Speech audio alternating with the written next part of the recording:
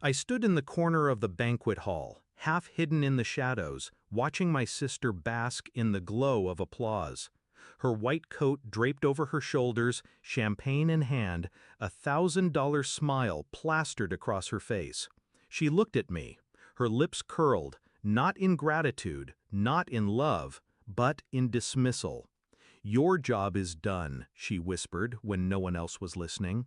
"You shouldn't even be here." And then Mom, sitting at the center table, leaned toward me with a glass of wine. "You don't know your place," she said, laughing like it was the best joke in the world. My photos weren't on the slideshow, my name wasn't in the thank you speech, and not one person in that room knew that every year for the last 8 years, I had been paying $9,000 so my sister could sit in those classrooms. I just smiled. I walked out before dessert. They thought they'd humiliated me, but I had been waiting for that moment. And when they came home, their smiles vanished. When Dad left, bills piled higher than the roof. My sister wanted to be a doctor. Mom said it was impossible. I made it possible. I took 2 jobs, delayed my own degree, and every year wired $9,000 into her tuition account. "You're the backbone of this family," Mom would say. "When she makes it, she'll lift us all." I believed them. I believed her. But belief turns to poison when you realize it was never about family. It was about using me until I broke. I first noticed it when my sister stopped answering my calls. Then she introduced me at gatherings as the one who helps out sometimes. The erasure was gradual, deliberate. But the final cut was that graduation party. She didn't just fail to acknowledge me, she erased me entirely. I was no longer family. I was a tool, disposable. And I knew then they had mistaken my silence for weakness. I went home that night, sat at my desk, and opened the folder I'd been keeping for years.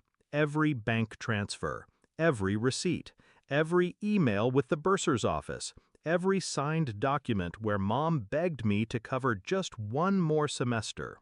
I wasn't bitter, I was calm. Revenge is not fire. Fire burns fast.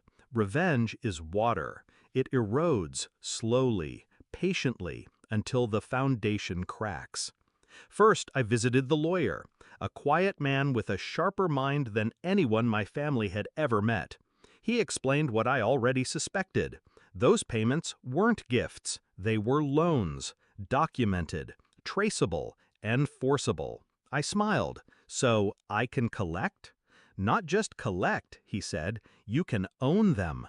We drafted contracts retroactively, stamped with dates, supported by records. My sister's medical degree had been built brick by brick with my money. She owed me $72,000 plus interest. Mom had co-signed on 3 of those loans. I could have forgiven it, but forgiveness is for the undeserving. Step 2 was social. At her party, my sister's colleagues toasted her brilliance. They didn't know she lived off her brother's back. So I let the truth breathe. An anonymous email sent to her hospital board, complete with financial records. Not slander, facts. Facts sting deeper than lies. Step 3 was timing.